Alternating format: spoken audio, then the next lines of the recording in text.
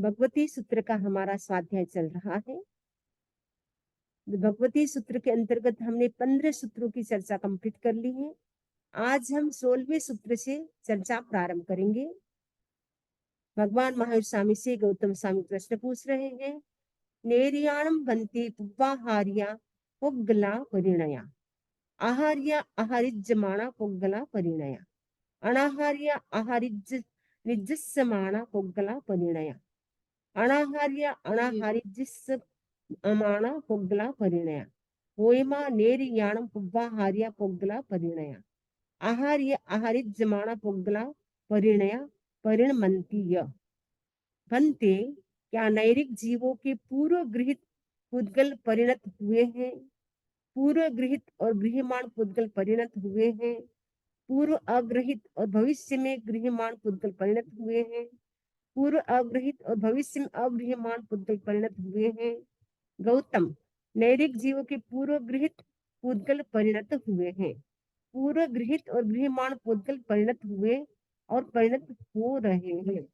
पूर्व गृहित का मतलब है पहले ग्रहण किए हुए, ठीक है। पहले ग्रहण किए हुए को बोलते हैं पूर्व गृहित, मैंने ग्रहण किए हुए। पुद्गल परिणत, परिणत का मतलब है परिणमन होना। परिणमन का मतलब है एक अवस्था से दूसरी अवस्था को प्राप्त होना। तो ये प्रश्न पूछा गया कि क्या नैरिक जो जीव होते हैं वो पहले ग्रहण किए पुद्गलों को ग्रहण करते हैं या पहले ग्रहण किए या ग्रहण किए जा रहे पुद्गल को, जो पुद्गल परिणत हो गए हैं यानी एक अवस्था से दूसरी अवस्था को प्राप्त हो गए, उसको ग्रहण करते हैं, या भविष्य में जो पहले अग्रहित थे यानी ग्रहण नहीं किए थे, भविष्य में वो ग्रहण करेंगे, क्या उन पुद्गलों को ग्रहण करते हैं? तो भगवान कहते हैं कि नैरिक जीवों के पूर्व गृहित पुद्गल परिणत हुए हैं, यानी पहले ग्रहण किए पुद्गल ही परिणत हुए हैं, यानी पहले जो ग्रहण किए थे पुद्गल, यही पुद्गल उनमें परिणत हुए हैं, एक अवस्था से दूसरी अवस्था को प्राप्त हुए हैं। पूर्व गृहित और गृह्यमाण पुद्गल परिणत हुए और परिणत हो रहे हैं, यानी पहले ग्रहण किए हुए और ग्रहण किए जाने वाले पुद्गल परिणत हुए हैं और परिणत हो रहे हैं। नेक्स्ट है पूर्व अग्रहित और भविष्य में गृह्यमाण, पहले तो ग्रहण नहीं किए थे लेकिन भविष्य में ग्रहण किए जाने वाले पुद्गल परिणत नहीं हुए हैं, किंतु वे परिणत होंगे। अभी तो नहीं हुए लेकिन वो भविष्य में होंगे। पूर्व अग्रहित और भविष्य में अगृह्यमाण पुद्गल परिणत नहीं हुए हैं और परिणत नहीं होंगे। ये पहले जो ग्रहण नहीं किए थे, भविष्य में जो ग्रहण नहीं किए जाने वाले जो पुद्गल हैं, वो न तो परिणत होंगे, न हुए हैं और न परिणत होंगे। बनते क्या नैरिक जीवों के पूर्व गृहित पुद्गल चित हुए हैं? यह प्रश्न है। जैसे परिणत का सूत्र है, चित्त का सूत्र भी वैसे ही है। अभी हमने परिणत का सूत्र जैसे पढ़ा वैसे ही चित्त का भी है। चित्त का मतलब बढ़ना। बनते क्या नैरिक जीवों के पूर्व गृहित यानी पहले ग्रहण किए हुए पुद्गल चित्त में बढ़े हुए हैं? यह प्रश्न है। तो वैसे ये 4 प्रश्न जैसे पहले थे वैसे इसमें भी 4 प्रश्न वैसे ही समझना चाहिए। इस प्रकार उपचित, उदीरित, वेदित और निर्जीर्ण वक्तव्य है। इसी प्रकार सबके 4-4 प्रश्न हो जाएंगे। जैसे परिणत के किए वैसे उपचित के भी हो जाएंगे, उदीरित के भी हो जाएंगे, वेदित और निर्जीर्ण, इन चारों के 4-4 प्रश्न हो जाएंगे। उपचित का मतलब है बहुत ज्यादा बढ़ा हुआ। उदीरित कहो चाहे उदीर्णा कहो। उदीर्णा का कल हमने आपको बताया था कि भविष्य में जो कर्म हमारे जो कर्म बंधे हुए हैं यानी भविष्य में वो आने वाले थे उदय में, लेकिन हमने विशेष पुरुषार्थ के द्वारा उन कर्म को पहले ही उदय में हम ले आए, वो हो जाता है उदीर्णा। उदीरित बोलो चाहे उदीर्णा बोलो, वेदित बोलो चाहे वेदना बोलो। वेदित का मतलब है जिस कर्म को हमने भोग लिया है, वो हो गया वेदित। निर्जीर्ण का मतलब है जो कर्म भोग लिया तो उसके बाद जो अलग हो गए आत्मा से, वो हो गया निर्जीर्ण। यानी जितनी जितनी निर्जरा होती जाती है उतने उतने कार्मिक पार्टिकल्स आत्मा से सेपरेट होते जाते हैं, अलग होते जाते हैं, वो होगी निर्जीर्ण। संग्रहणी गाहा परिणत चित्त, उपचित, उदीरित, वेदित और निर्जीर्ण, इनमें से प्रत्येक पद में पुद्गल के पूर्वोक्त 4 भंग होते हैं। ये पहले परिणत के तो 4 बता दिए, फिर बाद में बता दें, इसी प्रकार सबका वक्तव्य है। तो इन सबके भी 4 भंग होते हैं। नेरियाणम बनते कई विहा पुगला भिज्जंती। अब नेक्स्ट है भिज्जंती, यानी भेदन करते हैं। बनते नैरिक जीवों के पुद्गलों का भेदन कितने प्रकार का होता है। भेदन का मतलब भेद, अलग, कितने प्रकार का होता है। जो पुद्गल का जो भेद होता है वो कितने प्रकार का होता है भेदन। तो गौतम कर्म पुद्गल वर्णा की अपेक्षा से पुद्गल का भेदन है वो 2 प्रकार से होता है। कौन कौन से 2 प्रकार। अणु और बादर। अणु यानी सूक्ष्म, बादर यानी स्थूल। या तो अणु रूप में होगा या स्थूल रूप में होगा, बादर रूप में होगा। बनते नैरिक जीवों के पुद्गलों का चय कितने प्रकार का होता है। चय का मतलब है बढ़ना, वृद्धि होना। तो नैरिक जीवों के पुद्गलों का चय यानी वो कितने रूप में वो बढ़ाते हैं, ग्रहण करते हैं। जो पुद्गल होते हैं वो ग्रहण करने, पुद्गल का जो पुद्गलों का जय होता है वो कितने प्रकार का होता है। तो गौतम आहार पुद्गल वर्गना की अपेक्षा से पुद्गलों का चय 2 प्रकार का होता है, अणु और बादर। चय का मतलब वृद्धि। मतलब जो आहारक पुद्गल है, आहार के जो पुद्गल है वो कितने रूप में वो ग्रहण करते हैं, 2 रूप में ग्रहण करते हैं, अणु और बादल, या सूक्ष्म और स्थूल रूप में ग्रहण करते हैं। इस प्रकार उपचय है। इसी प्रकार उपचय यानी बढ़ना, ज्यादा बढ़ना। चय का मतलब खाली वृद्धि, बढ़ना। उपचय का मतलब ज्यादा बढ़ना। उसका वक्तव्य भी जैसे हमने चय का किया वैसा ही है। नेरियाम बनते कई विहे पुगले उदिरेंती। बनते नैरिक जीव पुद्गलों की उदिरना कितने प्रकार की करते हैं। गौतम कर्म पुद्गल वर्णना की अपेक्षा से 2 प्रकार के पुद्गलों की उदिरना करते हैं, जैसे अणु और बादर। तो नैरिक जीव हैं वो पुद्गलों की उदिरना करते हैं, यानी जो कर्म पुद्गल हैं उनकी वो उदिरना करते हैं। वो 2 प्रकार से करते हैं, एक अणु रूप में करते हैं और स्थूल रूप में करते हैं। शेष सूत्र भी इसी प्रकार वक्तव्य है। वेदन करते हैं, निर्जा करते हैं, उनका भी जैसे हमने कर्म पुद्गल वर्णना की अपेक्षा से कहा कि उदीर्णा कितने प्रकार की करते हैं, तो वैसे ही उदीर्णा, जैसे उदीर्णा का वक्तव्य है वैसे ही कितने प्रकार के वो वेदन करते हैं, कितने प्रकार के वो निर्जा करते हैं, उनका भी वक्तव्य वैसे ही है। इस प्रकार अपवर्तन किया था, करते और करेंगे। मैंने जो कर्म पुद्गल के जो अपवर्तन, अपवर्तन का मतलब है घटाना।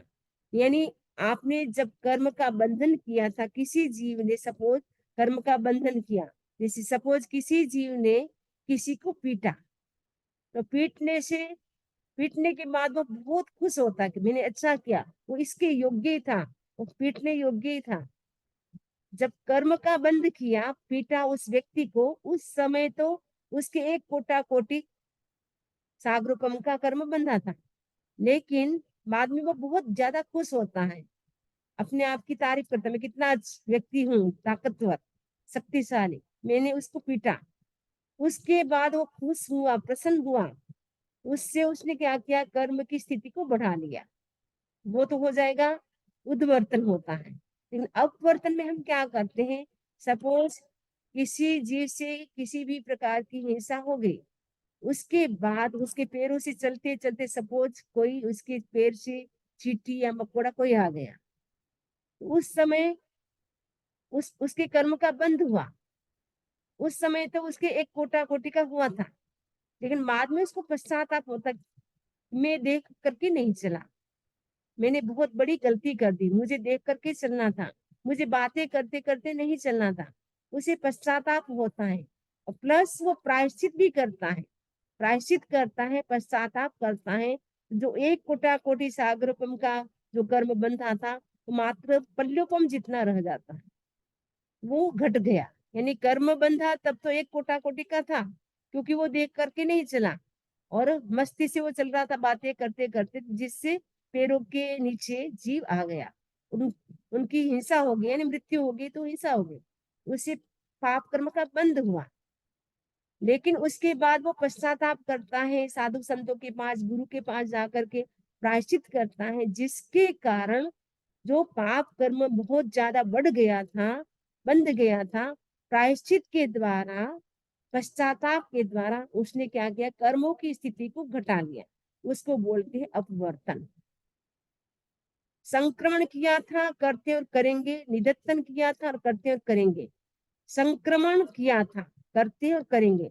संक्रमण का मतलब होता है परस्पर जो एक जैसी जो कर्म की जो स्थितियां होती है, उनका क्या करते हैं, आपस में एक दूसरे में बदलते हैं। तो संक्रमण जो 8 कर्म है, उनमें से आयुष्य कर्म का संक्रमण नहीं होता है। आयुष्य कर्म के कितने प्रकार है? 4 प्रकार है। नरक गति, तिरंज गति, मनुष्य गति और देव गति। वो आपस में, सपोज किसी जीव का नरक गति के आयुष्य का बंध हो गया, उसे ज्ञानी से पता चला कि मेरा आयुष्य नरक गति का बंध गया है। सपोज श्रेणिक राजा को पता चला, क्योंकि भगवान महावीर से प्रश्न किया था, मैं मर करके कहाँ जाऊंगा। तो भगवान महावीर ने कहा, नरक गति में आपका आयुष्य का बंध हो गया, पहली नरक में आप जाओगे। तो श्रेणिक राजा को पता चला, मेरा आयुष्य नरक गति का बंध गया है, अब मुझे नरक गति में नहीं जाना। मैं आपका भक्त, आपका शिष्य नरक गति में कैसे जा सकता हूँ? आप कोई उपाय बताएं। भगवान बहुत सारे उपाय बताते हैं, लेकिन एक भी उपाय काम नहीं करता है। यानी नरक गति का आयुष्य बन गया तो नरक गति में उनको जाना पड़ा। ऐसा नहीं कि वो बदल करके वो देव गति में चले जाए, मनुष्य बन जाए, वो बदल नहीं सकते हैं। आयुष्य कर्म की जो उत्तर प्रकृतियां हैं, उनमें किसी भी प्रकार का बदलाव नहीं होता है। यानी नरक गति का आयुष्य बंधा तो नरक गति में ही जाना पड़ेगा, देव गति का आयुष्य बंधा है तो देव गति में ही जाना पड़ेगा। यानी जिस गति का आयुष्य का बंध हुआ है, उसी में जीव को जाना पड़ता है। उसमें किसी भी प्रकार का चेंज नहीं होता, बदलाव नहीं होता है, नो चेंज। आप सपोज इंडिया से आप अमेरिका आना चाहे, आपने टिकट बना ली, आपने रिजर्वेशन बना लिया, उसके बाद आपका मन नहीं है तो आप उसको कैंसिल कर सकते हैं, नहीं आना है तो। लेकिन यहाँ ऐसा नहीं है। यहाँ ऐसा नहीं कि आपका मन नहीं है नरक गति में जाना तो आप चेंज कर ले, ऐसा नहीं। यह तो नो चेंज, कोई भी चेंज नहीं होगा। इसलिए हमें सोच समझ करके 4 गति में का रिजर्वेशन कराना है। 4 गति में से कौन सी गति का? क्योंकि चारों गतियों का रिजर्वेशन एक साथ नहीं होता है। एक समय में एक गति का ही हम रिजर्वेशन कर सकते हैं। यानी नरक गति का आयुष्य का बंद हो गया तो फिर नरक गति में ही जाना पड़ेगा। जब तक का हमारा ड्यूरेशन है, स्थिति है वहां तक की, वहां हमें रहना पड़ेगा। उसके बाद ही वहां से हम निकल सकते हैं। वैसे मनुष्य गति का आयुष्य कब बंद हो गया? मनुष्य गति में उतने समय तक, जब तक हमारा आयुष्य तब तक रहेंगे, उसके बाद हमें यहाँ से जाना पड़ेगा। कहने का मतलब है कि आयुष्य कर्म की जो प्रकृतियां हैं, नरक गति, तिरंज गति, मनुष्य गति, देव गति, इनका आपस में चेंज नहीं होता है, संक्रमण यानी बदलाव नहीं होता है, अपनी अपनी गति में जाना पड़ता है। और मोहनीय कर्म की जो दो प्रकृति है, दर्शन मोहनीय और चारित्र मोहनीय, उनका भी परस्पर में संक्रमण नहीं होता है। यानी दर्शन मोहनीय चारित्र में कन्वर्ट नहीं हो सकता, चारित्र और दर्शन भी कन्वर्ट नहीं हो सकता है, क्योंकि दोनों का नेचर अलग है। दर्शन मोह है, वो क्या करता है, दृष्टि को विकृत करता है, और चारित्र मोहनीय का संबंध है आचरण के साथ है, वो आचरण को विकृत करता है। तो दोनों का नेचर अलग है, इसलिए दोनों भी परस्पर में चेंज नहीं हो सकते, बदल नहीं सकते। बाकी कर्म है वो अपनी अपनी उत्तर प्रकृति में वो बदल सकते हैं। जैसे ज्ञानावणी कर्म है, उसकी उत्तर प्रकृतियां जैसे 5 है, मति ज्ञानावरण, श्रुत ज्ञानावरण, अवधि ज्ञानावरण, मन पर ज्ञानावरण और केवल ज्ञानावरण। ये 5 है, वो परस्पर में आपस में बदल सकते हैं। ऐसा नहीं कि ज्ञानावणी कर्म दर्शनावणी कर्म में बदल जाएगा, दर्शनावणी कर्म ज्ञानावणी, ऐसे नहीं। अपनी अपनी जो उत्तर प्रकृतियां हैं, उसमें वो बदल सकते हैं। वैसे दर्शनावणी कर्म की प्रकृति है, दर्शनावणी कर्म जैसे निद्रा, निद्रा उसके भी 9 प्रकार हैं, तो आपस में वो बदल सकते हैं। वैसे वेदनीय कर्म, साता वेदनीय का उदय चल रहा है, लेकिन आप उस समय नेगेटिव सोचते हैं, नेगेटिव करते हैं, दूसरे ऐसे काम करते हैं जिसके कारण साता भी असाता में कन्वर्ट हो सकती है। वैसे असाता का उदय चल रहा है, लेकिन आप पॉजिटिव थिंकिंग करते हैं, आप उस समय ज्यादा धर्म ध्यान करते हैं, जिसके कारण असाता भी साता में बदल सकती है। एग्जाम्पल आता है अनाथी मुनि का। अनाथी मुनि के आंखों में भयंकर वेदना होती है, लेकिन उस समय बहुत सारे डॉक्टर वैद्य आते हैं, किसी की भी मेडिसिन काम नहीं करती है।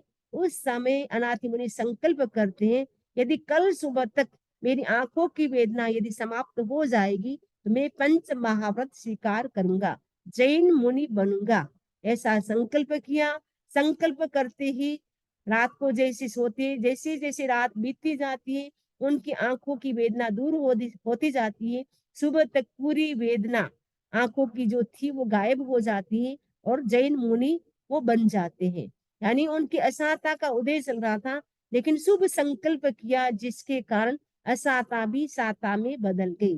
वैसे ही नमी राजर्षि के शरीर में दहा ज्वर हुआ था, लेकिन उन्होंने देखा, क्योंकि रानी जब चंदन घिस रही थी, बहुत आवाज आ रही थी। जब बीमार व्यक्ति होता उनका आवाज अच्छी नहीं लगती है।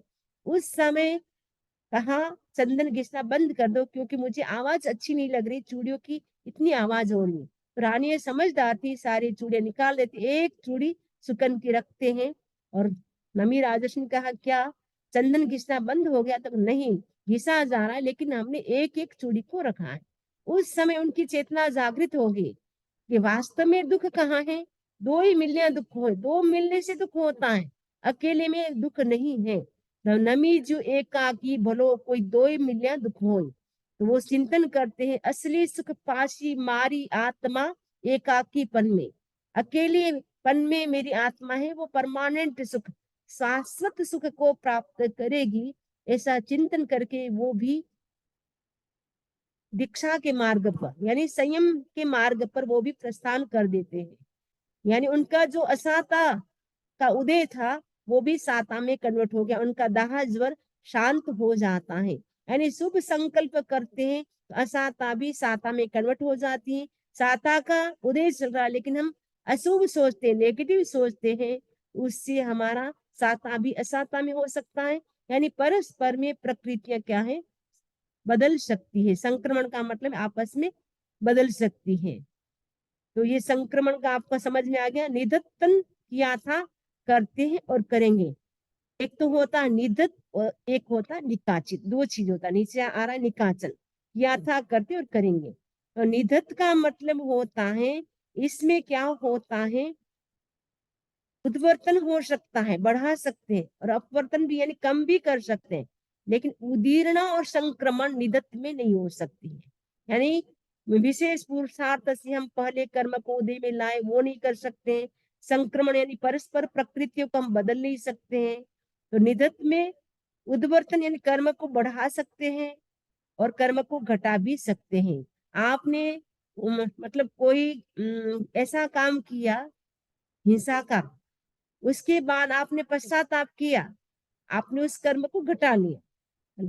और किसी सपोज आपने धार्मिक अनुष्ठान किया, उसके बाद आपने क्या किया, और ज्यादा खुशी मनाई, देखो मैंने आज सामायिक की, मुझे बहुत आनंद आया, उसमें मैंने स्वाध्याय किया, मेरे बहुत अच्छे भाव रहे, इतने खुश होते हैं। धार्मिक अनुष्ठान करने के बाद आपने जो शुभ कर्मों की स्थिति को बढ़ा लिया, वैसे ही अशुभ कर्मों की स्थिति को भी हम बढ़ा सकते हैं। पाप कर्म करने के बाद यदि हम खुश होते हैं तो वो कर्म ज्यादा बढ़ जाता है। यानी कर्म जब बंधे थे तब तो कम थे, लेकिन उसके बाद हम अपनी तारीफ करते, वाह मैं कितना शक्तिशाली हूँ, मैं कितना होशियार हूँ, अपनी तारीफ करते, तो वो कर्म का जो ड्यूरेशन होता है वो बढ़ जाता है। तो निधत में हम कर्म को बढ़ा भी सकते हैं, कर्म को घटा भी सकते हैं। लेकिन निकाचन किया था, करते करेंगे, लेकिन निकाचित कर्म ऐसे होते हैं, उसमें न उद्वर्तन होता है, न संक्रमण होता है, न अपवर्तन होता है, न उदीर्ण, कुछ भी इसमें नहीं होता है। यानी निकाचित कर्म को व्यक्ति को भोगना ही पड़ता है। कणान कम्मान मुक्खति, उत्तराधर्म सूत्र का सेंटेंस है, वाक्य है, कणान कम्मान मुक्खति, यानी किए हुए कर्म को भोगे बिना छुटकारा नहीं। जो व्यक्ति जैसा कर्म करता है उसका फल उसे अवश्य ही मिलता है, मल्टीपल होकर के, यानी ब्याज सहित उसका फल मिलता है। कर्म करते समय तो हम छोटा करते, बहुत कम किया था, लेकिन बढ़ते बढ़ते वो बहुत ज्यादा हमें उसका फल मिलता है। जैसे ब्याज होता है वो बढ़ता जाता है, वैसे ही कर्म का जो बंध होता है वो बढ़ता जाता है। तो निकाचित कर्म होता है उसे हमें भोगना ही पड़ता है।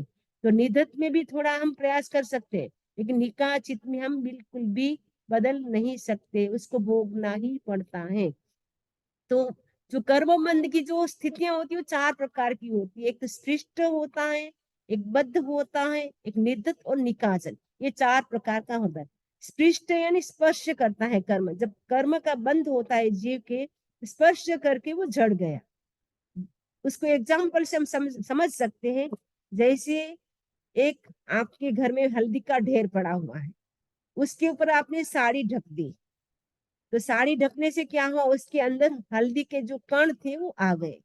लेकिन आपने क्या किया, उस साड़ी को वहां से हटा करके उस साड़ी को आपने झटक दिया, तो हल्दी के जो कण लगे थे वो क्या है, निकल गए। तो जो स्पर्श होता है, स्पृष्ट होता है कर्म का बंध, उसमें अगर हम मिच्छामि दुक्कड़म कर लेते, वो कर्म हमारे समाप्त हो जाते। बस मिच्छामि दुक्कड़म, कभी कभी हम करते ना बाय मिस्टेक कोई हो जाता तो मिच्छामि दुक्कड़म, तो मिच्छामि दुक्कड़म करने से जो स्पृष्ट जो कर्म बंधे थे, स्पर्श मात्र हुआ था कर्म का आत्मा के साथ, तो मिच्छामि दुक्कड़म करने से वो कर्म झड़ गए। दूसरे प्रकार के कर्म होते बद्ध कर्म, यानी आत्मा से वो बंध थे, वो थोड़ा स्पृष्ट से ज्यादा होता है, उसको भी हम एग्जाम्पल से समझ सकते हैं। वो हल्दी का ढेर लगा हुआ है, लेकिन वो जो आपने साड़ी रखी थी उस समय तो आपकी सूखी थी, कुछ भी नहीं लगा हुआ था, लेकिन इस समय क्या हुआ, आपके हाथ से थोड़ा घी गिर गया, तो घी गिरने से वो साड़ी थोड़ी चिकनी हो गई, तो वो साड़ी को आपने हल्दी के ऊपर रख दिया, उससे क्या हुआ, हल्दी के जो कण थे वो ज्यादा मात्रा में उसके ऊपर लग गए। अब वो झटकने से वो नहीं साफ हो रहे, उसके लिए आप साफ करने के लिए क्या करें, पानी का उपयोग कर रहे, साबुन का उपयोग करें। पानी और साबुन से जो हल्दी के कण लगे हुए थे वो क्या होता है, वो निकल जाता है। तो उसमें हमें क्या करना, मिच्छा में दुक्कड़म से इसमें काम नहीं चलेगा, लेकिन इसमें आपको क्या करना पड़ेगा, प्रायश्चित, प्रतिक्रमण करना होगा, क्षमा याचना करनी होगी। क्षमा याचना करने से, प्रतिक्रमण करने से, प्रायश्चित करने से जो बद्ध कर्म थे वो समाप्त हो जाते हैं। तीसरा है निधत्त। निधत्त में क्या है, इसमें जो पेट्रोल होता है, आप कहीं जा रहे, गाड़ी से पेट्रोल लग गया, या खंजन होता काला काला एकदम ब्लैक होता है, वो लग गया आपके ऊपर, उसमें पानी भी काम नहीं कर सकता है, साबुन भी काम नहीं कर सकता है। उस समय आपको उसको क्लीन करना है, साफ करना है। उस समय आप क्या करेंगे, उसको केरोसिन से साफ करेंगे। तो केरोसिन से साफ किया तो वो मतलब मेहनत बहुत करनी पड़ेगी, केरोसिन से साफ करने भी बहुत मेहनत लगेगी। वैसे ही निधत जो कर्म होते हैं उसको खत्म करने के लिए व्यक्ति को तपस्या करनी पड़ती है। जो ज्यादा तपस्या करता है, उग्र तपस्या करता है, तो निधत कर्म भी नष्ट हो जाते हैं। लेकिन जो निकाचित कर्म बंध गए, उस समय न तो साबुन काम आता है, न ये केरोसिन तेल काम आता है, यानी न तो मिच्छामि दुक्कड़म से काम चलेगा, न प्रायश्चित क्षमा यात्रा से काम चलेगा, न तपस्या से, लेकिन उसको हमें भोगना ही पड़ेगा। तो निकाचित जो कर्म बंध जाते हैं उसे हमें भोगना ही पड़ता है। संग्रह ही गाथा, भेदित चित्त उपचित उदीरित वेदित निर्जीर्ण अपवर्तन संक्रमण निधत्तन और निकाचन, इन पदों के साथ अतीत वर्तमान और अनागत तीनों काल, यानी तीनों वक्तव्य है, तीनों काल के, पास्ट के, प्रेजेंट के, फ्यूचर के, तीनों काल के वक्तव्य है। तो भेदित का मतलब है भेदन करना, चित का मतलब बढ़ना, उपचित का मतलब बहुत ज्यादा बढ़ना, उदीरित यानी उदीरना है, उसको भी समझा दिया आपको। वेदित का मतलब है जो कर्म हमने अनुभव करने भोग लिए हैं वो वेदित हो गया। निर्जीर्ण का मतलब है जो भोग लिया उसके बाद जो आत्मा से अलग हो जाता है वो निर्जीर्ण हो गया, जिसको हम निर्जरा बोलते हैं। जैसे जितनी जितनी जीव की शुद्धि होती जाती है उतनी उतनी निर्जरा होती है, तो उतने उतने कार्मिक पार्टिकल्स हमारी आत्मा से सेपरेट होते जाते हैं। कर्म पूतगल है वो हमारी आत्मा से अलग होते जाते हैं, तो वो होगी निर्जीर्णा। अपवर्तन का मतलब है कर्मों की स्थिति को घटाना। संक्रमण का मतलब है कर्म जो बदल जा, एक दूसरे को हम, संक्रमण का मतलब बदलते हैं, बदल सकते हैं कर्म को। तो कौन कौन से कर्म को बदल सकते हैं, कौन से कर्म को नहीं बदल सकते, अभी हमने चर्चा की। निधत्तन और निकाचन, इनकी स्थिति, इनकी भी हमने चर्चा की। आपको शायद अच्छी तरह से समझ में आ गया होगा, अगर नहीं आया तो लास्ट में आप प्रश्न पूछ लेना। ओके, अब नेक्स्ट है, ये हमने सारी चर्चा कर ली। अब नेक्स्ट है, तो भगवान महावीर का जो दर्शन था वो कैसा दर्शन था, आत्मवादी दर्शन था। तो आत्मवादी दर्शन के भी तीन प्रकार, पुरुषार्थवाद, कर्मवाद और पुनर्जन्मवाद। यानी भगवान महावीर स्वामी पुरुषार्थ में विश्वास करते थे। ईश्वरवादी जो दर्शन होते वो ईश्वर में विश्वास करते हैं, जो कुछ करता है वो ईश्वर करता है। यानी जो सृष्टि का जो भी निर्माण है वो ईश्वर करता है। जो न्याय वैशेषिक दर्शन है वो ईश्वरवादी दर्शन है, और भी कई होंगे। लेकिन ईश्वरवादी दर्शन की धारणा क्या होती है, इस संसार में जो कुछ भी है वो सब कुछ ईश्वर ने किया है। फिर हमारे मन में प्रश्न आता है कि अगर ईश्वर ने सब कुछ किया है तो किसी को वो सुखी बनाता है, किसी को दुखी, किसी को अमीर, किसी को गरीब, किसी को बहुत सुंदर, किसी को बहुत काला, ऐसा क्यों बनाएगा। तो सबको एक जैसा बनाना चाहिए। लेकिन इसका मतलब है इस सृष्टि का निर्माण है ईश्वर ने नहीं किया है। तो जैन दर्शन है वो ईश्वरवाद को नहीं मानता है। जैन दर्शन किसको मानता है, पुरुषार्थवाद को मानता है। भगवान महावीर पुरुषार्थवाद को मानते हैं। यानी भगवान महावीर कहते हैं पुरुषार्थ से ही व्यक्ति का अपना भाग्य बदल जाता है। व्यक्ति जैसा कर्म करता है उसके अनुसार ही उसको गति मिलती है, उसको बॉडी मिलती है, उसको जो भी गति, जाति, स्थिति जो भी मिलता है वो अपने कर्म के हिसाब से मिलता है। जिस प्रकार का पुरुषार्थ करता है उसी के अनुसार उसके कर्म का बंध हो जाता है। तो पुरुषार्थ का मतलब है जिस प्रकार का व्यक्ति कर्म करता है तो वैसा ही उसको फल मिलता है। तो व्यक्ति स्वयं ही कर्म करता है और स्वयं ही उसका फल भोगता है। तो पुरुषार्थ स्वयं करता है, जीव का पुरुषार्थ होता है, ईश्वर का उसमें पुरुषार्थ काम नहीं आता है। इसीलिए सब हम संसार में देखते हैं पूरी सृष्टि में विविधता है। कोई पशु पक्षी है, कोई तिरन हाथी घोड़े हैं, कोई मनुष्य है, कोई देव है, कोई नरक में है। ये सारी विविधता क्यों है।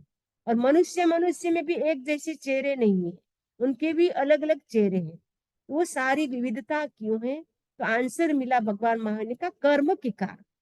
कर्म के कारण सब व्यक्ति, सभी जीव अलग अलग है। जिसने जैसे कर्म किए उसको वैसे ही गति, वैसा ही शरीर मिल गया। एक इंद्रिय का ऐसा कर्म था जिसके कारण उनको एक ही इंद्री मिली, तो दो इंद्री का वैसा कर्म था तो दो इंद्री मिली। वैसे ही हमारे थोड़े अच्छे कर्म थे तो हम मनुष्य बने, तो वो हमारे अपने पुरुषार्थ से हम मनुष्य बने। ईश्वर ने हमको मनुष्य नहीं बनाया, ईश्वर ने किसी को घोड़ा नहीं बनाया, हाथी नहीं बनाया। अपने अपने कर्म के अनुसार जीव घोड़ा बन जाता है, हाथी बन जाता है, लट मकोड़े जो भी बनते हैं वो अपने अपने कर्म के हिसाब से बनते हैं। यानी जिस व्यक्ति के जैसे कर्म होते हैं उसी के अनुरूप उनको वो गति मिल जाती है। तो भगवान महावीर पुरुषार्थवाद में विश्वास करते हैं। यानी जैन दर्शन पुरुषार्थवाद में विश्वास करता है कि पुरुषार्थ से हम कर्म को बांध सकते हैं, तो पुरुषार्थ से हम कर्म को तोड़ भी सकते हैं। कर्मवाद, तो कर्म, फिर प्रश्न आता है कि यदि पुरुषार्थवाद और कर्मवाद, फिर दोनों को एक कैसे मान सकते, दोनों क्या सापेक्ष हैं या कैसे हैं। तो इसमें ये प्रश्न आ रहा है कि पुरुषार्थवाद और कर्मवाद क्या दोनों विरोधी नहीं है। यदि पुरुषार्थ करेंगे तो फिर कर्म की क्या जरूरत है। इसमें बता रहे हैं कि यदि प्राणी जगत में होने वाला परिवर्तन कर्म के द्वारा संपादित होता है तो पुरुषार्थ की व्यर्थता सिद्ध होगी। यदि वह पुरुषार्थ के द्वारा संपादित होता है तो कर्म की व्यर्थता हो जाएगी। इस विरोध का भगवान महावीर ने परिहार यानी समाधान किया है। तो उनका दर्शन है कि कर्म पुरुषार्थ के द्वारा किया जाता है। यानी जो भी हम कर्म का बंधन करते हैं वो पुरुषार्थ के द्वारा करते हैं, पुरुषार्थ कर्म के द्वारा नहीं किया जाता है। ने कर्म के द्वारा पुरुषार्थ नहीं, पुरुषार्थ के द्वारा हम कर्म को करते हैं। इसलिए प्राणी जगत में होने वाली परिवर्तन का मूल हेतु पुरुषार्थ है। कर्म तो उसका गुण है, पुरुषार्थ के द्वारा किए कर्म को भी बदला जा सकता है। पुरुषार्थ के द्वारा हमने कर्म का जो बंद किया उसको भी हम बदल सकते हैं। उसके लिए 4 नियम है: उदीरना, अपवर्तना, उद्वर्तना और संक्रमण। अभी आपको समझाया।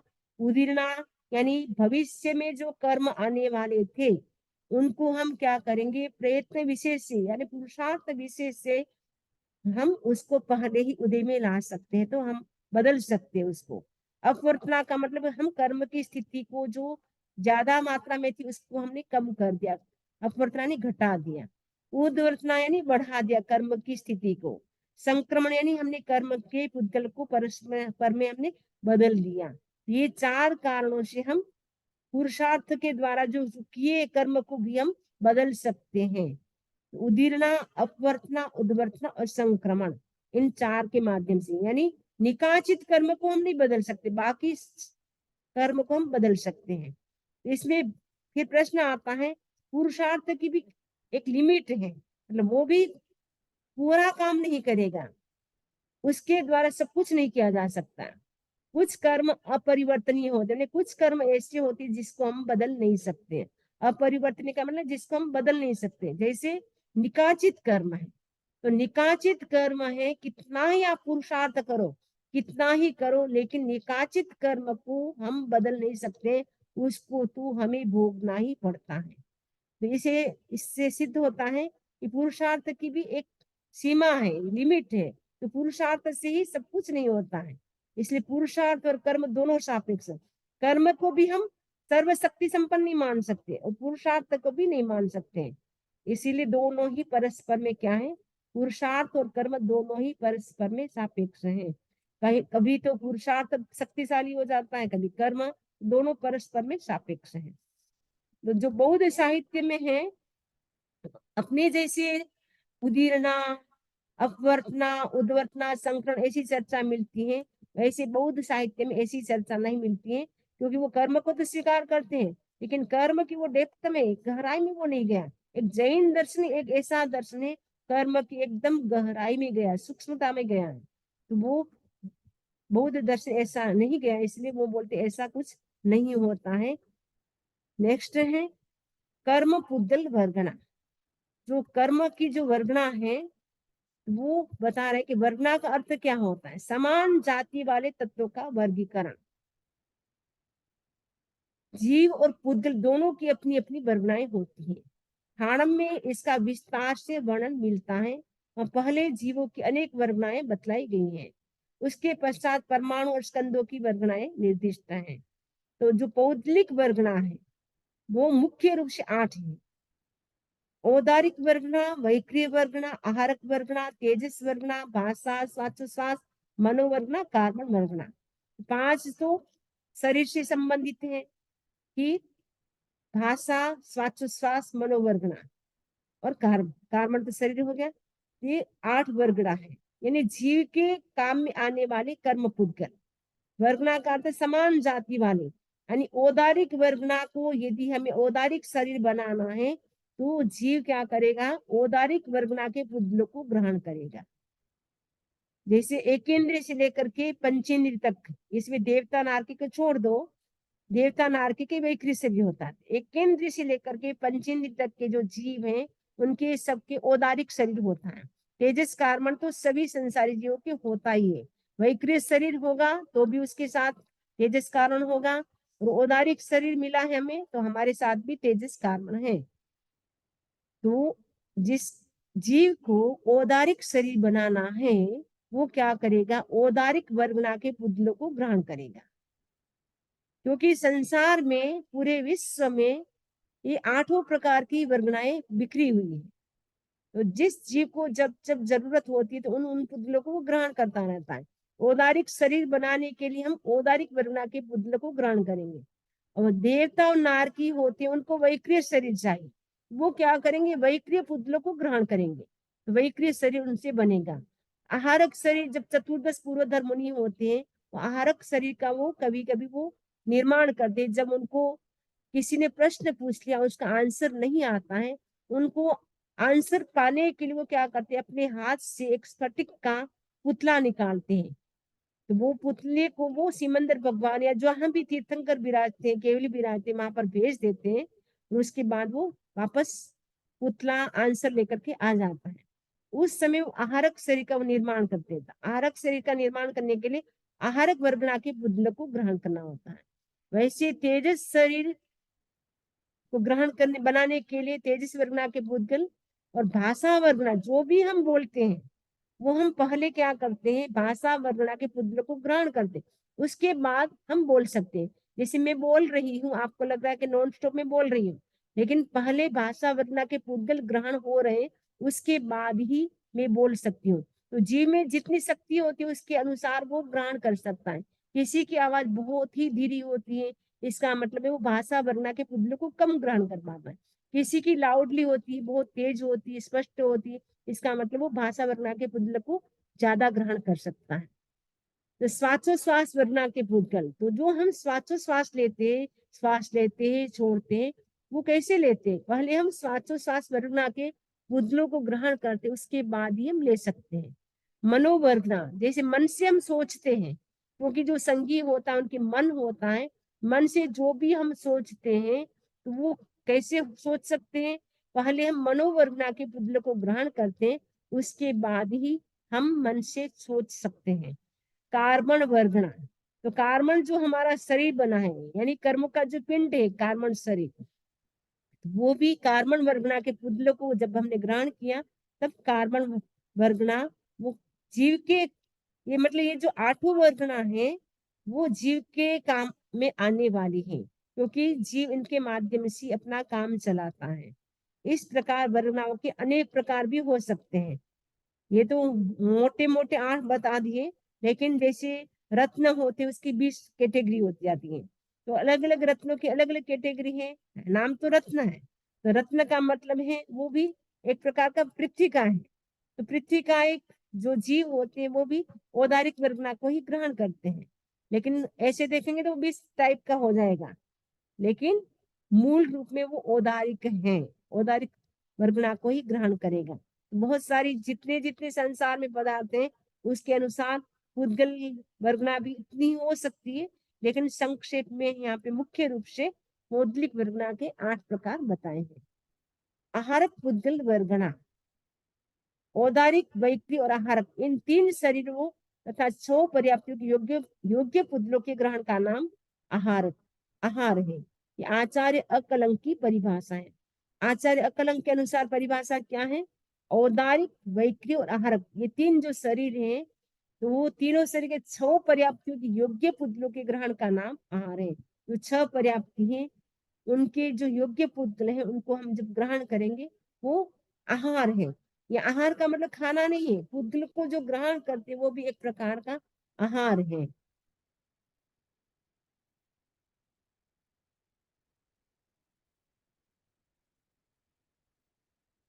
कर्म प्रकृति में 3 शरीर की वर्गना के ग्रहण को आहार बतलाया गया है। ये परिभाषाएं ओज आहार की अपेक्षा से की गई है। मतलब 3 आहार के बताया जा रहा है कि आहार के 4 प्रकार है। ओज आहार, लोम भी बोलते रोम भी बोलते हैं, रोम आहार, प्रक्षेप आहार, मनोभक्ष आहार, ये 4 प्रकार के आहार हो गए। ओज आहार कब ग्रहण करता है जीव, इसमें भी बता रहे हैं, इसी से पढ़ लेते हैं। ओज आहार तेजस और कर्म शरीर के द्वारा ग्रहण किया जाता है, क्योंकि जो क्योंकि जब जीव की मृत्यु होती है उस समय उनका औदारिक शरीर अगर है तो औदारिक शरीर छूट गया, मनुष्य है तो, और देव है तो उनका वैक्रिय शरीर छूट गया। अब मात्र उनके साथ जब एक जन्म से वो दूसरे जन्म में जा रहा है इसलिए उस समय उनके साथ मात्र 2 शरीर होते, कौन कौन से, तेजस और कार्बन। तो तेजस और कार्बन शरीर जो होते हैं वो क्या करता है, नया नए शरीर का निर्माण करता है। तो जिस स्थान पर उनको उत्पन्न होना है, सपोज उनको मनुष्य बनना है, तो वो क्या आएगा, गर्भ में आएगा जी। तो गर्भ में आएगा तो वो सबसे पहले वो आहार को ग्रहण करेगा। आहार का मतलब है माता का तो क्या होता है, शुक्र, नहीं माता का हाँ, माता का रज, पिता का शुक्र होता है। तो माता से वो रज को ग्रहण करेगा और पिता से वो शुक्र को ग्रहण करेगा। जो रज और शुक्र को ग्रहण किया, रज और वीर्य को जो ग्रहण किया वो हो गया ओज आहार। तो हमारा जितना ओज आहार होता है उतना हमारा आयुष्य होता है। यानी ज्यादा मात्रा में व्यक्ति कोई जीव ओज आहार को ग्रहण करता है, उसका आयुष्य लंबा होता है, और किसी का आयुष्य बहुत कम होता है, इसका मतलब उसने ओज आहार बहुत कम ग्रहण किया है। वो आयुष्य का निर्धारण तो पहले ही हो जाता है, लेकिन जितना जिसका आयुष्य होता है उसी के अनुरूप वो ओज आहार को ग्रहण करता है। यानी जिस स्थान पर उसको उत्पन्न होना है उस स्थान के जो पुद्गल को ग्रहण करता है वो होता है ओज आहार। और दूसरा है लोम आहार, यानी हमारा जब शरीर बन गया उसके बाद हम हमारे जो रोमकूप है, रोमकूप से निरंतर हम पुद्गलों को ग्रहण कर रहे हैं, वो हो जाएगा रोमार, वो लाइफ लॉन्ग चलता है रोमार। ओज आहार तो एक ही बार होता है, एक समय का होता है, क्योंकि आहार पर्याप्ति का जो टाइम पीरियड है वो एक समय का है। एक समय में वो जितना ग्रहण कर सकता है मटेरियल उतना वो ग्रहण कर लेता है, वो लाइफ लॉन्ग ओज आहार चलता है। रोम आहार हम रोम कूप से निरंतर लेते रहते हैं। प्रक्षेप आहार यानी ग्रास जो हम मुंह से खाते हैं वो होता है प्रक्षेप, यानी कवल आहार भी जिसको हम कहते हैं। और मनोभक्ष्य आहार, मन से हमने इच्छा की, जो देवता होते मनोभक्षी कहे जाते हैं उनके लिए, कि मनोभक्षी होते यानी मन में उनकी इच्छा होगी आज मुझे रसगुल्ले खाना है, अमुक चीज खाना है, वो देवता खाते नहीं लेकिन मन से ही वो इच्छा करते हैं, मन से वो चीज उनके मतलब वो रस में वो कन्वर्ट हो जाती है, उससे उनकी तृप्ति हो जाती है, उनको बोलते हैं मनोभक्षी, यानी मन से वो ग्रहण कर लेते खा लेते हैं। तो ये 4 प्रकार के आहार बताए, ओज आहार, लोम आहार, प्रक्षेप आहार और मनोभक्ष्य आहार।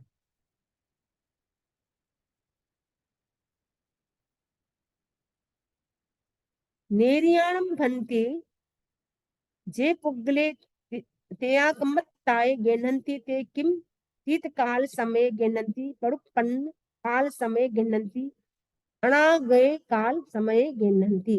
वही माँ नौतीय काल समय गृह्णन्ति परुपन्न काल समय गृह्णन्ति नो अणागये काल समय गृह्णन्ति। बनते नैरिक जीव तेजस और कर्म शरीर के रूप में जिन पुतलों को ग्रहण करते, क्या उन्हें अतीत काल समय में ग्रहण करते हैं, वर्तमान काल समय में ग्रहण करते हैं, भविष्य काल समय में ग्रहण करते हैं? गौतम, अतीत काल समय में ग्रहण नहीं करते, वर्तमान काल समय में ग्रहण करते, भविष्य काल समय में ग्रहण नहीं करते हैं। तेजस और कर्म शरीर के रूप में जो पुतलों को जो ग्रहण करते हैं ना उसके बारे में बता रहे हैं। अतीत काल समय में ग्रहण नहीं करते हैं, वर्तमान काल समय में ग्रहण करते हैं, भविष्य काल समय में भी वो ग्रहण नहीं करते हैं। नेरियाण बनते जे पुगले त्या कम्मत ताए गही उदीरेंती ते किम किए काल समय गहिए पुगले उदीरेंती पड़ुपन्न काल समय घेप्पमाणे पुगले उदीरेंती गहन समय पूरक खड़े पुगले उदीरेंती।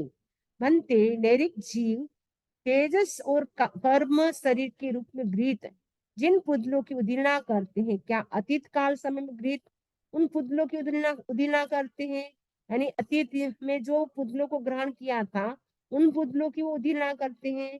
क्या वर्तमान काल समय में ग्रहण किया था पुतलों की उनको उदीर्णा करते हैं? क्या ग्रहण समय के पूर्ववर्ती यानी ग्रहिष्यमान जो ग्रहण किए जाने वाले हैं उन पुतलों की वो उदीर्णा करते हैं?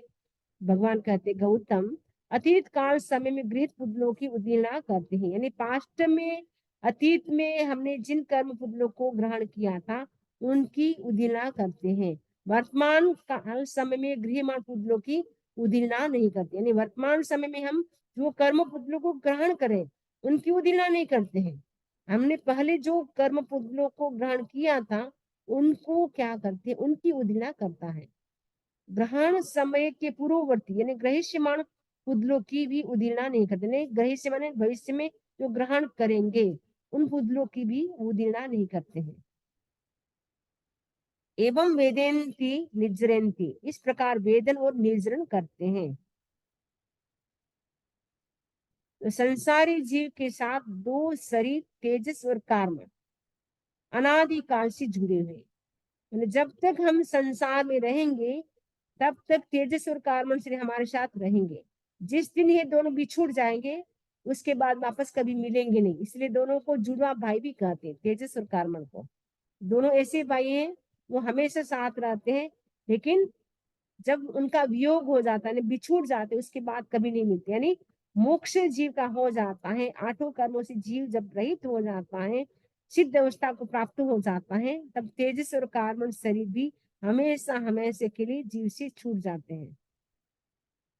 तो शरीर संरचना की प्रकृति यह है कि पहले ग्रहण के पुतलों का पृथक्करण और नए पुतलों का ग्रहण होता रहता है। माने निरंतर जीव क्या करता है, पुतलों को ग्रहण करता रहता है, पुराने पुतलों को छोड़ता रहता है, नए को ग्रहण करता है। इसीलिए तो हम देखते हैं कि बचपन में हमारा रूप कुछ और था, युवावस्था में कुछ और था, प्रौढ़ावस्था में कुछ और होगा, बुढ़ापा में और होगा, क्योंकि जीव निरंतर पुतलों को ग्रहण करता रहता है और नए पुतलों को, पुराने जो पुतल उसको छोड़ता रहता है, नए को ग्रहण करता रहता है। वैसे ही जो अजीब भी होते, वो भी नए नए पुतल को ग्रहण करता रहता है। इसलिए हम देखते हैं साड़ी जैसे आप सपोज नई खरीद करके लाए, 5 साल तक आपने अटैचिंग बंद करके रख दी, 5 साल के बाद आप खोलेंगे, वो साड़ी एकदम आपको जीर्ण शीर्ण मिलेगी, सड़ी गली मिलेगी। इसका मतलब है उसमें भी पुद्गल का निरंतर उसमें भी परिवर्तन हो रहा है, वो भी उनमें भी पुद्गल आ रहे जा रहे, अपने आप ही होता रहता है, करने की जरूरत नहीं होती, अपने आप होता रहता है, सहज ही परिमण होता रहता है। 25वें सूत्र में पुद्गल के ग्रहण का नियम प्रतिपादित है। पुद्गल का ग्रहण केवल वर्तमान काल में होता है, अतीत और भविष्य काल में नहीं होता है। उदीर्णा, वेदना और निर्जरा के नियम इससे भिन्न है। उदीर्णा अतीत काल में गृहित पुतलों की होती है। उदीर्णा है वो तो अतीत काल में हमने जो पुतलों को ग्रहण किया, कर्म पुतलों को, उनकी होती है। गृह्यमाण और गृह्यमाण, जो गृह्यमाण है, ग्रहण करने वाले हैं, या गृह्यमाण ग्रहण किए जाएंगे, उन पुतलों की नहीं होती। वेदना और निर्जरा का भी यही नियम है। जैसे उदीर्णा का नियम है, वैसा ही वेदना और निर्जरा का भी यही नियम है। नेर्याणं बन्ति जीवाः किं चल्यं कम्मं बन्धन्ति अचल्यं कम्मं बन्धन्ति गोयमानो चल्यं कम्मं बन्धन्ति अचल्यं कम्मं बन्धन्ति बनते। नैरिक जीव क्या जीव प्रदेशों से चलित कर्म का बंध करते हैं अथवा अचलित कर्म का बंध करते हैं। गौतम वे चलित कर्म का बंध नहीं करते, अचलित कर्म का बंध करते हैं। नेर्याणं भन्ते जीवाः किं चल्यं कमं उदीरन्ति अचल्यं कमं उदीरन्ति गोयमानो चल्यं कमं उदीरन्ति अचल्यं कमं उदीरन्ति भन्ते। नैरिक जीव क्या जीव प्रदेशों से चलित कर्म की उदीर्णा करते हैं अथवा अचलित कर्म की उदीर्णा करते हैं। गौतम वे चलित कर्म की उदीर्णा नहीं करते, अचलित कर्म की उदीर्णा करते हैं। इसी प्रकार अचलित कर्म का वेदन, अपवर्तन, संक्रमण, निधत्तन और निकाचन करते हैं। बनते। नैरिक जीव क्या जीव प्रदेशों से चलित कर्म की निर्जा करते हैं अथवा अचलित कर्म की निर्जा करते हैं। गौतम वे चलित कर्म की निर्जा करते हैं, अचलित कर्म की निर्जा नहीं करते हैं। जो कर्म चलित हो गए, प्रकंपित हो गए, उनकी निर्जा करते हैं, अचलित कर्म की निर्जा नहीं करते। अचलित यानी जो कर्म बंध गए हैं, आत्मा के साथ जो स्थिर हो गए, उनकी निर्जा नहीं करते। जो चलित हो गए, प्रकंपित हो गए, उनकी निर्जा करते हैं। संगहनी गाथा। बंध, उदय, वेदन, अपवर्तन, संक्रमण, निरतन और निकाचन जीव प्रदेशों से अचलित कर्म का होता है तथा निर्जरा जीव से चलित कर्म की होती है। यानी जो बंध होता है, उदय होता है, वेदन होता है, अपवर्तन, संक्रमण, निरतन, निकाचन, ये जीव प्रदेशों से अचलित कर्म का होता है। यानी कर्म जब ग्रहण करते, ग्रहण करने के बाद वो आत्म प्रदेशों से वो स्थिर हो जाते हैं, तो बंद हो जाता है, स्थिर हो जाता है, तो इसीलिए अचलित कर्म का हो जाता है वो बंद। तथा निर्जरा होती है वो जब कर्म चलित होते हैं, प्रकंपित होते हैं, तब उसकी निर्जरा होती है। यानी आत्मा से जब अलग होते हैं, उसकी निर्जरा होती है। जो बंधे हुए होते हैं वो जिस समय बंध रहा है, वो तो आत्मा से स्थिर हो गया, वो अचलित हो गया। और जब हमने तपस्या की, वो प्रकंपित हुए, वो आत्मा से अलग हुए, तो उसकी निर्जरा होती है। इसी से संबंधित किसी को कोई प्रश्न हो तो पूछ सकते हैं। इसको इतना सब पूरा कर लेते हैं। समझे जी, ये हाँ, जो आहार शरीर है, ये कितनी बार बना सकते हैं? कौन सा आहारक शरीर आहारक शरीर क्या? जी। एक एक जीवन में एक जीवन में आज जितनी बार भी जैसे भी इसका ऐसे पूरा लगभग ऐसे सुना कि वो 4 बार से ज्यादा नहीं बना सकता, फिर भी मैं एक बार कंफर्म करके आपको बताऊंगी। गोदाम 4 बार ही है। हाँ, 4 बार ही है। एकदम 4 बार का नियम गरम मैंने सुना है, फिर भी हाँ आपको एक बार देख करके बताऊंगी। 4 बार ही है, तत्व दीपिका में आया हुआ है। आया है ना, अनेक तब भक्त की सही है। अपेक्षा 4 बार। हाँ, मैंने 4 बार पढ़ा था, कहीं याद है मुझे। 4 बार ही लिखा। 4 बार है एक ना, भक्त बार की ही है। अपेक्षा 2 बार। कहीं दोस्त में लग जाए, इसलिए मैंने कहा कंफर्म करके बता दूं। मम्मी जी यहाँ पर जो